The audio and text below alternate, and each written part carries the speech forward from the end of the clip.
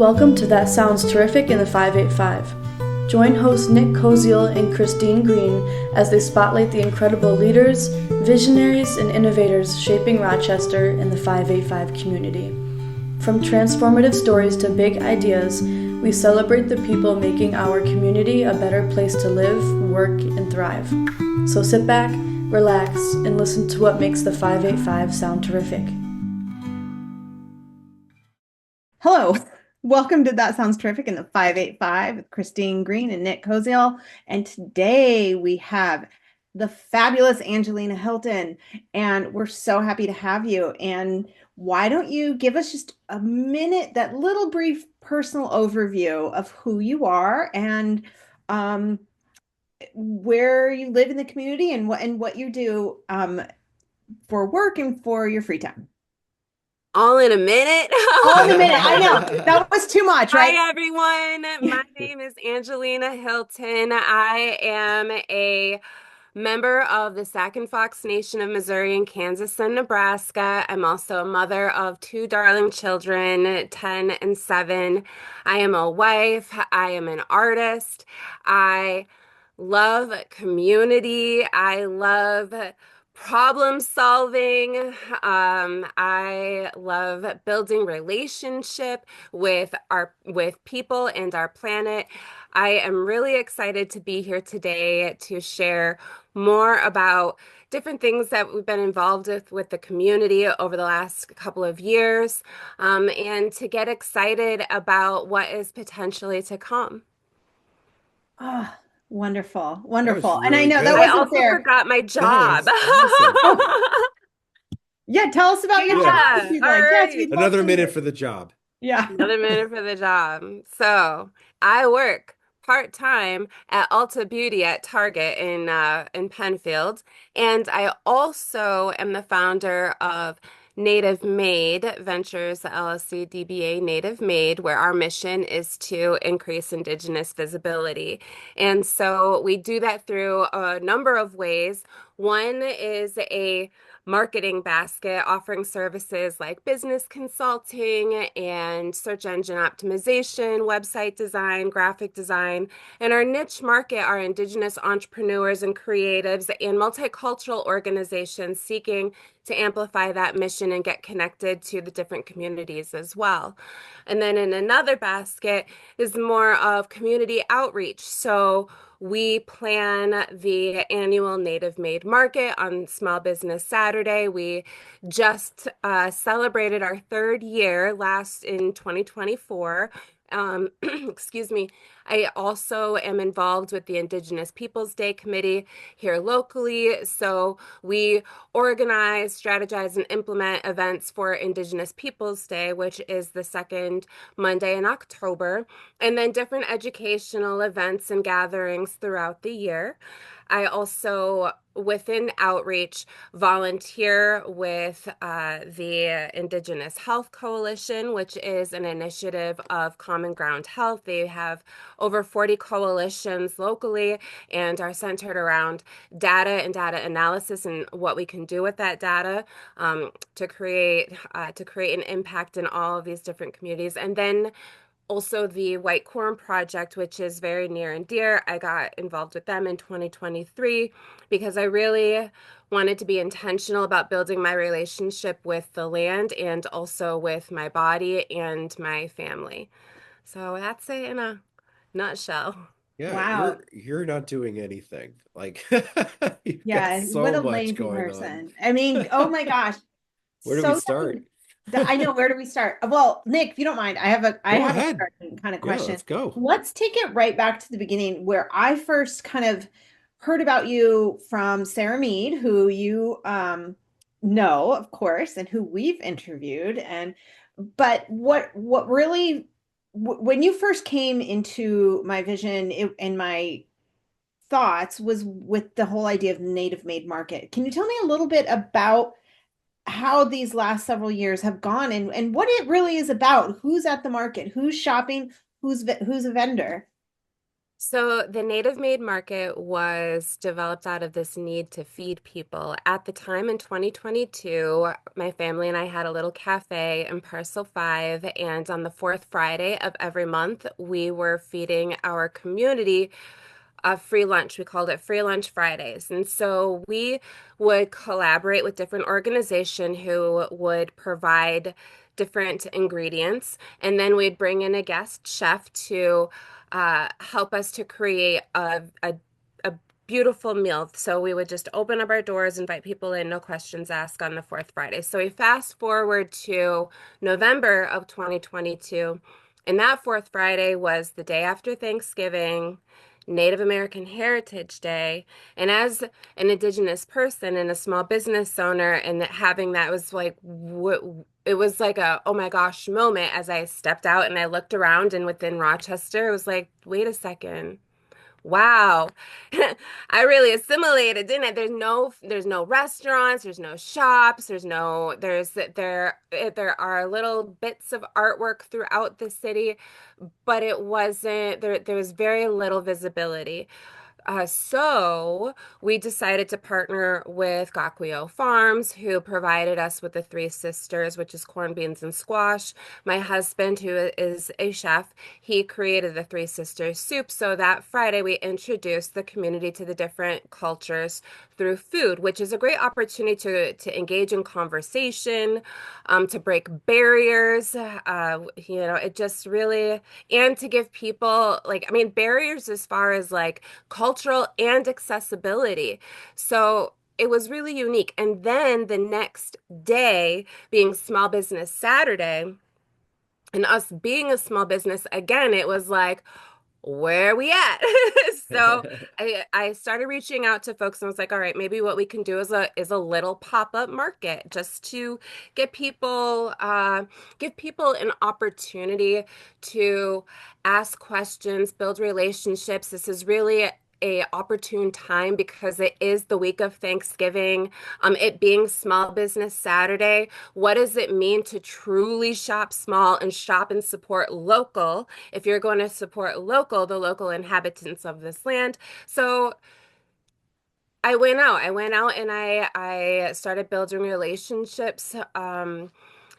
Late August and early September, like really intentionally, I went and I got involved with that's when I got involved with the Indigenous Peoples Day Committee here locally.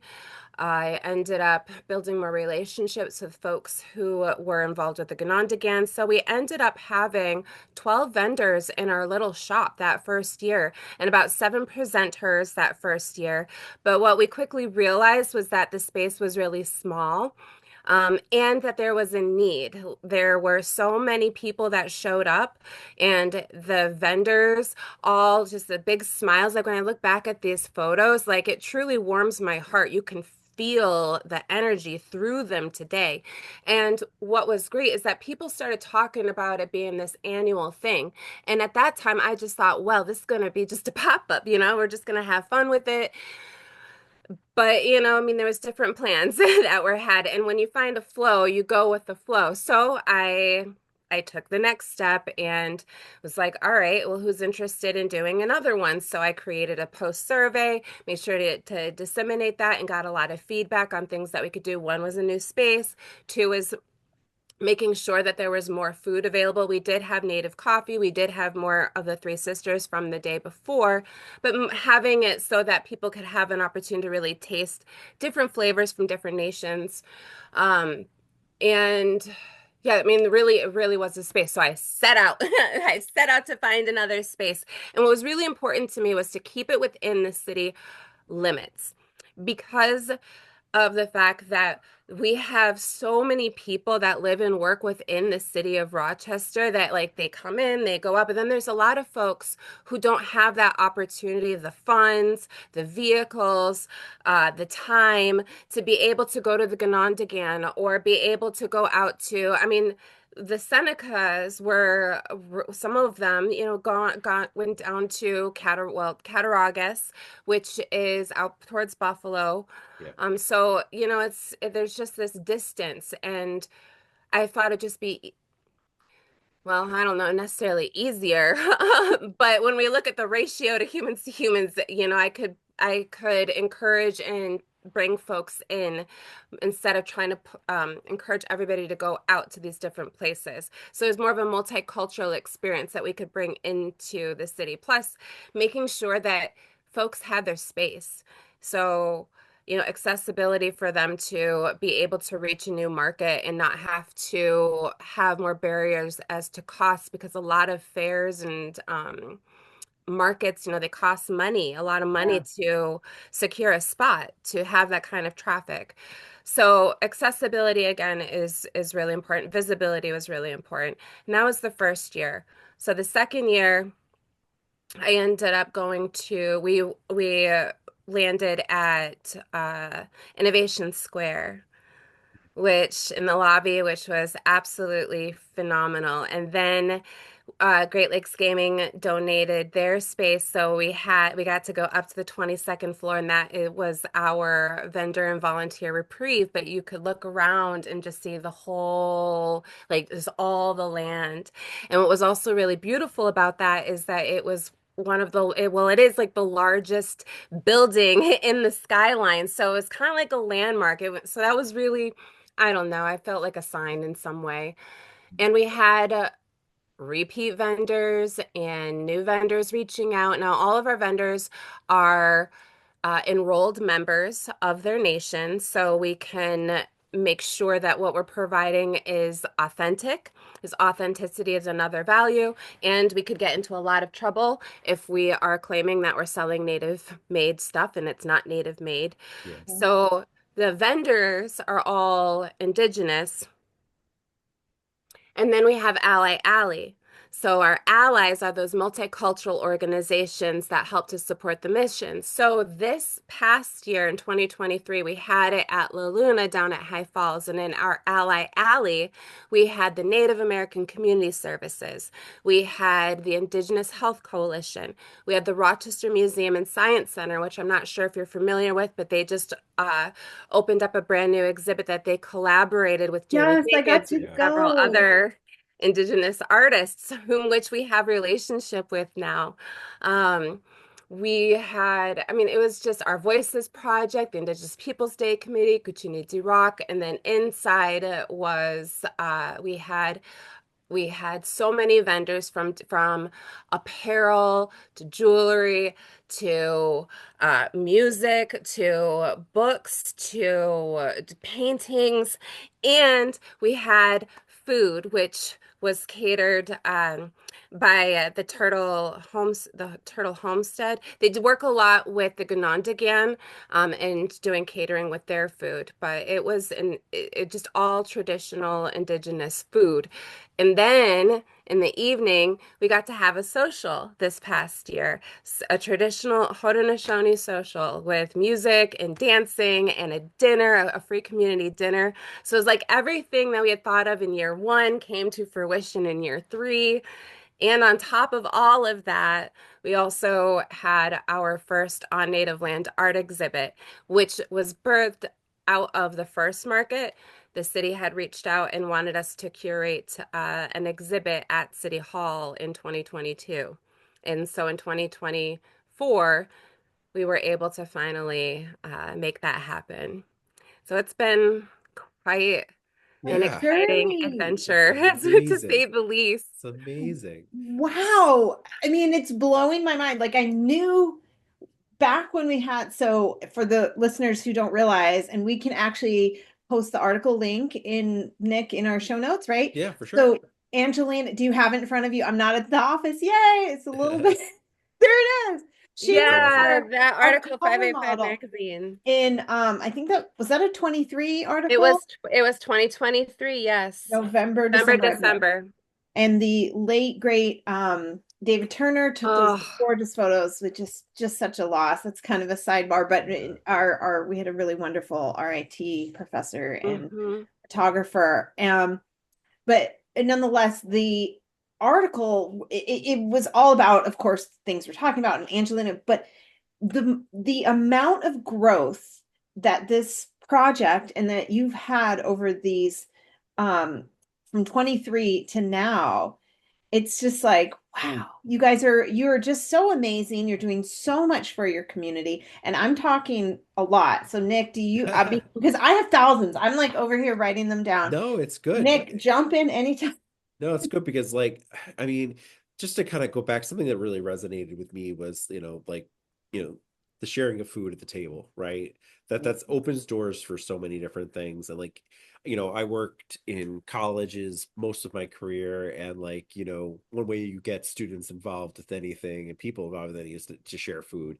And I always loved the multicultural sort of events where we would like a lot of times do a Thanksgiving dinner, but it was non-traditional foods that you would think of as of an American Thanksgiving. You ask each culture bring a dish that was famous in your country or in your area, and I love that because I feel like I experienced so much just through the food.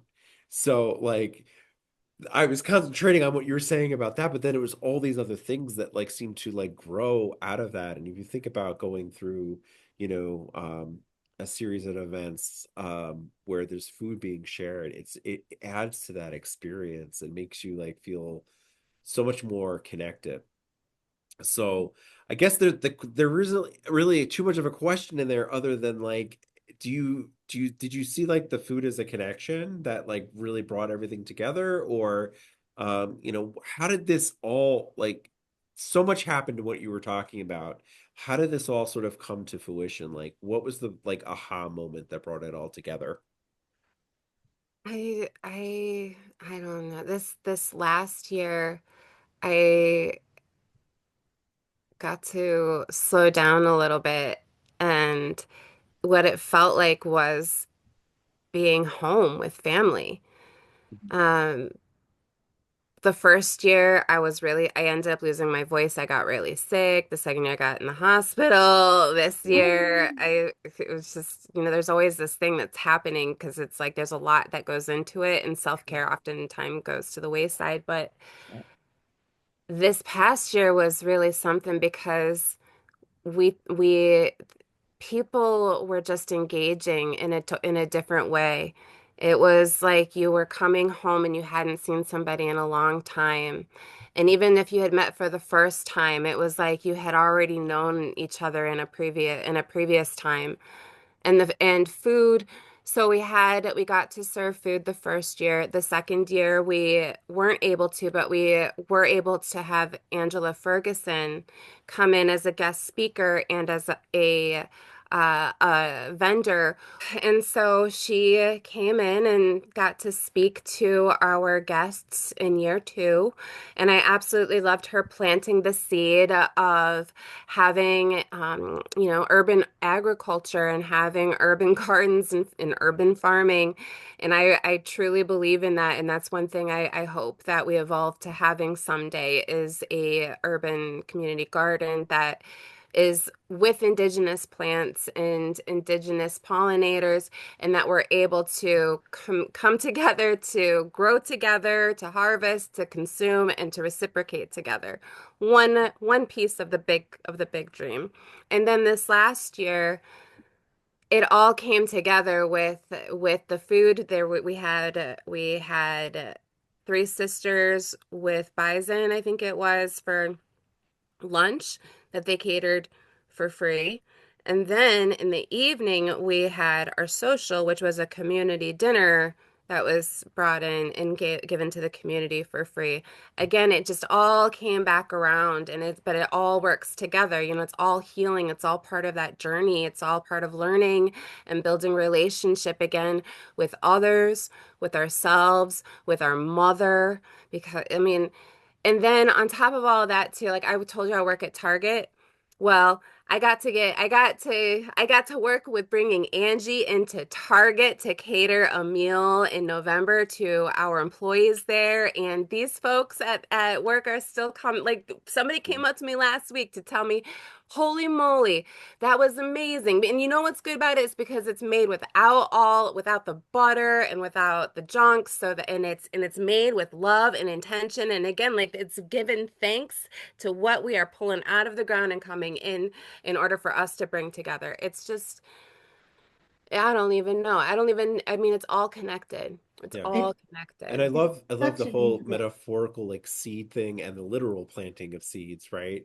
It reminds me of like a friend of mine invited me over to dinner with his grandmother at his grandmother's house one time, and it was in this little house in Brooklyn, and we were he warned me. He's like, we're Italian. He's like, don't eat it all. Like, you're going to keep getting more. He's like, if you want more, just say you want a little more, because you're going to get a lot more. And if you want, there is no word for no more. So, but the interesting story that she told me was like she got up at like 4 in the morning to start cooking the sauce, right?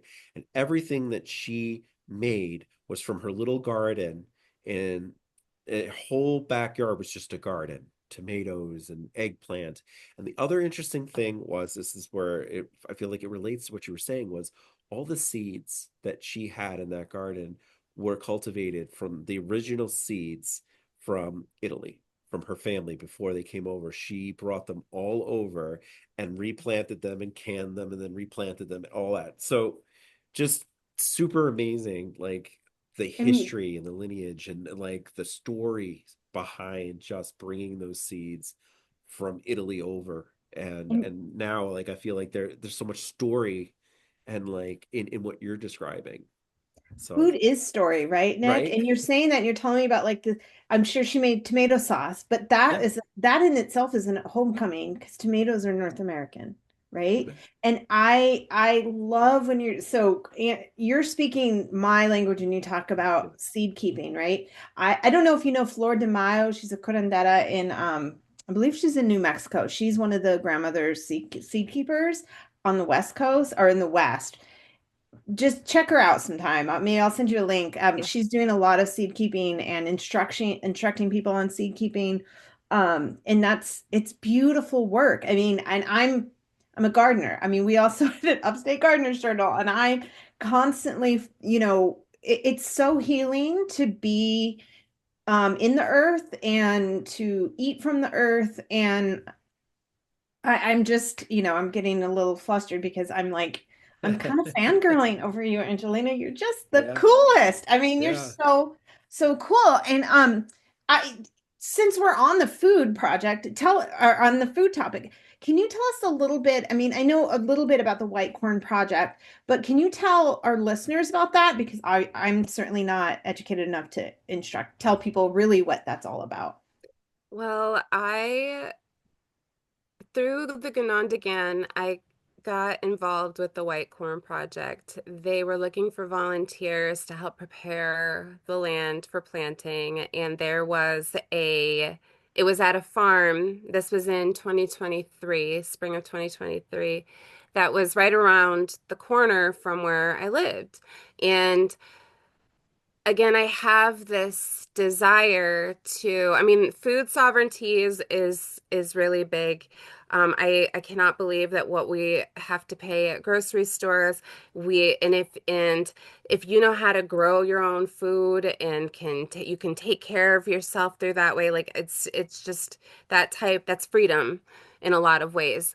And also our family has a lot of health struggles, cancer being one of them, different ones, diabetes. And so I'm really trying to also learn how to help heal from the inside out and go back to our roots, like literally go back to our roots Yes. and understand that we become what we put in our bodies, what we consume. So, and to like think about just all this intergenerational trauma that we've carried through illnesses, but also through, they took away our food supply with the buffalo. And then they gave us government subsidized food that was just absolutely awful. So then like now our DNA makeup, it's just so much. It's just so much. And I'm trying to learn how to just be different, but be and be healthy and live a long life. So I was really excited to get involved because I could volunteer and it was really close by. But then I learned that there was opportunities to sort the corn and opportunities to husk it and braid it. So there's this whole process. So I ended up, it was a year ago. Well, actually, let's go back to 2023. I did do the husking bee at the Ganondagan, where we husk down the corn, we and they save everything and use everything. Nothing goes to waste, and there is no such thing as bad corn. So because it all serves a purpose. So I'm sharing this with you because I can't articulate it as well as they can because there is so much to it.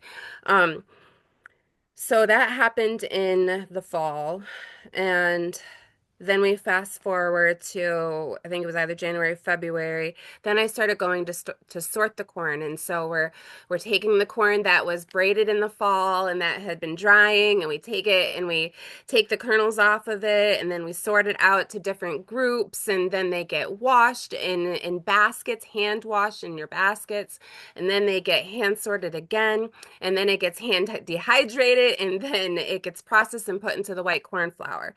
Now, this whole process we have done without like plows and without big machines, and they have volunteers that come on multiple times throughout the week, and they engage the community through this because that is how it's always been done, and that's the tradition, and it's been done thousands of years. And then they tell us, okay, this is also like the corn that was able to get saved when George Washington came through and ordered Sullivan to go and burn all of the villages and the storehouses. And then that's where I learned roasted corn soup comes in because the corn was charred when they came back. But they, it couldn't go to waste. So this also, not only is it an opportunity to learn about all those things I said before, going in and sitting down at that table and like I'm peeling and I'm sorting and I'm really I'm practicing mindfulness. It helps me to get centered. It helps me to breathe. It helps me to get focused. It also helps me to have such an appreciation for the fact that that could have very well been the corn that I had put in the ground, just the year before. So it's layered in so many ways. And they don't get into big contracts like Wegmans or in mass distributors because of the sacredness of it. Sure. Yeah. So you can go to the Ganondagan and you can buy Iroquois white corn. You could probably go to Scanoat Center. They probably have it there too. But yeah, the Ganondagan is a good place to buy some of it. Yeah. We've bought some in the past. Oh, I think maybe Genesee Country Museum has it on their Okay. shelves, or they have had it in the past. It's beautiful to cook with. I mean, I've always heard about going and doing the volunteer that anyone can go, and it seems really, really wonderful. Can you tell us a little bit? You were talking about self-care. You're doing a lot. You're putting a lot of effort into everything you do, and I bet you're the same way with your family. What is it that you do when you're caring for yourself? What does your rest look like? Well, I have a history of not resting. Just this past December, I got pneumonia and Oh, I had to stop. And I wouldn't stop when I had to stop. So a week after when I really could have been well, that's when it really hit. And I was like, I can't even move. Bum, bum, bum. Oh, And then I just no. slept for like 2 days. But I also, I'm going here, going there, doing all kinds of things and I was on my way home the other day and I knew I had to get prepared for, a big to do. And I was like, I need a moment. I need a moment. So I turned around and I went to the YMCA and I went into the sauna. That's the hot room, the sweat yep. box, right? Sure, yeah. I love that room. I am at my 15 minutes and plus now. But I sit there and oh man, it really helps. It really helps. And then afterwards I go splash my face with a little bit of water. And then I go and I just wade in the pool for that resistance. Because then if I find myself, I mean, there's a lot happening. There's a lot happening. And I'm a highly sensitive person. Same. So there's a lot happening and I need to like centralize my nervous system. I don't even know what it's called because I'm not being coached on it. I'm kind of just going with the flow right at the moment. But I really like working out in the little pool. I That's love awesome. that. That's what Yeah. suits you. That's what feels good. I mean, you're moving your body, you're creating a healthy space, and you're like you said, you talked about the white corn being mindful, but when you're sitting in that hot sauna or waiting in the pool, you're doing the same thing, this kind of quiet, in some cases repetitive. And I think, you know, Yeah. that's I lovely. feel like all three of us are kind of of the same mind where we just keep going. Like Christine, I've seen you just keep going, go, go, go, go, go, go. And I've had a friend who actually said, who's seen me, like just like you, Angelina, like push myself to the point where now I am so sick I can't do anything for 3 days. And she kind of just sat me down and reminded me and said, hey, if you took a moment, a day, 5 to 10 minutes a day, just to kind of decompress, do your thing, right? You wouldn't put yourself so far behind and then feel like, you're knocked out for 3 or 4 days. And so it's something that like kind of like she said it much more eloquently than I just did. But it's something that I try to keep in mind that, I do so many, and Christine knows, I do so many things like He for does. free and He does. for like where I'm like, oh yeah, I'll do that and volunteer my time to do that. Sometime I neglect other important things that I should be paying more attention to that are important. So I'm trying to be better. I'm trying to be mindful. You talked about mindfulness. I'm trying to do those types of things. Um, you know, and I have a lot of people in my life that are going through the job search process and, having to find that new position or having to find a position because they don't have a job. And one of the things that I always give them as advice is that you need to, like, job searching is a full-time position in itself, Hmm. but you need to find time to decompress and to do things that may give you joy so that you can be better at that process and when you have Mhm. that interview and all those things. So I guess, Okay. I mean, I would love to get to the position kind of like even where you're talking about. I'd love to sit in a sauna. That's awesome. I'm gonna have to check that out. But I so what are tried a some, sauna recently. right? I don't know if I liked it or not. Oh no, it was like sort of torturous, but sort of nice. It Well, you it got to takes a find that while to sauna get thing for used you. to. It Yeah. does you have to be consistent, just like any type of exercise also. Like when you first do Yeah. it, your muscles hurt, or you think like, yeah, I can go that long, and then you realize, oh, I didn't stretch. Mhm. So when you first go into the sauna, especially like there's either too many people in there and they're all blah blah blah blah blah blah blah blah. Then it's Yeah. hard to like, and then if there's nobody in there, it's like, oh my God, I'm alone with my thoughts. I don't know what to do. Oh wow, I have to do this. I have to Two do that. But extremes. it does take some practice. It does take some practice. So, work your way up to it. It took a while to get to that 15 minutes plus, and I know I'm not supposed to stay in there a lot longer, so I try not to go any later, like 17. But but then I don't know, sweat starts dripping. So then that's something else that I can focus on. And I don't know, my breathing, it helps me to focus on my breathing. And then when my mind does get clear of all of the junk, then like the real good thoughts start coming in and my really big ideas. And it's like, yes, I can't wait to write that down.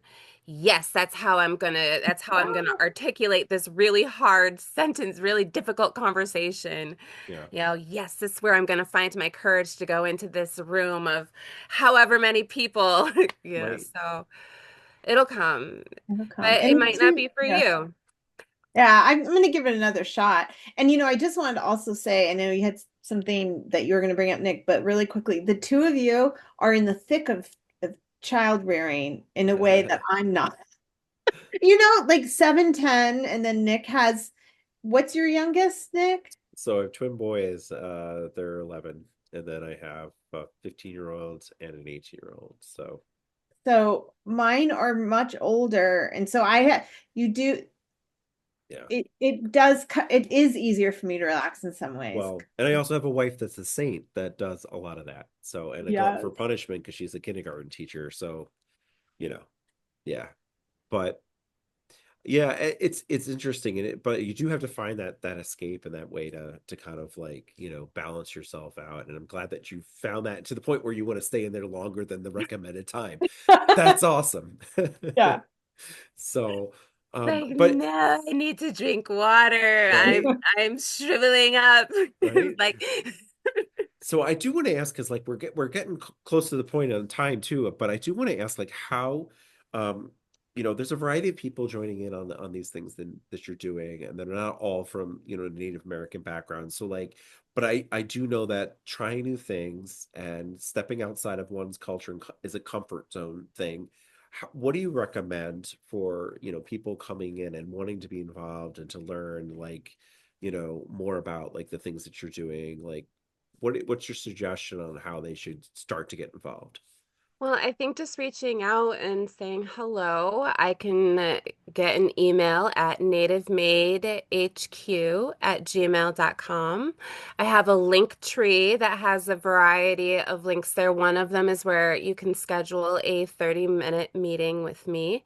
There are different organizations, it's just stepping out and just reaching out to them. And, I was thinking about maybe I did put together a list. I think I might publish that list and Sure. put it on my website. It has all the different links to the different organizations. I mean, I'm involved with climate activism. There's the Indigenous Peoples Day, and like we had gone through some of these other stuff. So it's really, I think, just showing up and having an interest and wanting to learn and grow. I am learning and growing. We have to be mindful that when we being native is not necessarily, it's not race. We Mhm. are There's different tribes, and they're all different nations, different governments, different languages, different cultural backgrounds. They're all nation to nation relationships. And here it's so beautiful up in upstate New York, where there's six different nations Mhm. that say Yahweh in like their own dialect, but they all still have like their own way. um Sure. so it's really easy, especially since there's over 570 plus federally recognized currently Indigenous nations. Um, and I also think just taking some time to be outdoors, away from cities, go to any of the lakes. I mean, there are national parks, but it can really take some time to immerse yourself just to get in tune with your relationship with our mother, because that's the common thread with all of us. Like, we all are indigenous to somewhere. We're all indigenous to Mother Earth. Right. And when it comes to getting involved with any, I mean, just I think it really just comes to going into relationship with the land. Awesome. Does that make sense? Yes, it makes a lot of sense. Absolutely. No, Of I love it. course it makes Do sense. you have any questions? I do have another one.